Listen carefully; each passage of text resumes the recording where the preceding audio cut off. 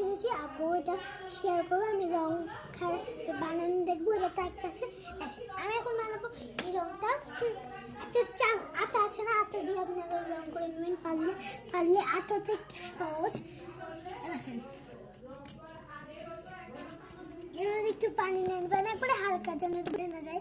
তারপরে রাখুন, আমি 1 মিনিটের মধ্যে তৈরি করলাম। তারপরে কালার দিয়ে বেগুনি কালার করবেন। দেখেন বেগুনি কালার করে একটু কমাবেন, আপনার যদি লাগে তাহলে একটু কমাবেন, আরেকটু কমাবেন আপনার যদি আবার লাগে বলেন। রং খেলার জন্য পারফেক্ট রং। দেখেন এটা আমি আরেকটা পানি দিয়ে বানিয়েছি, পানি রং দেখতে পাচ্ছেন। দেখেন এটা আমি এখন শক্ত করে আমি রং বানাবো, দেখবেন সবাই যারা দেখবেন তারা দেখুন।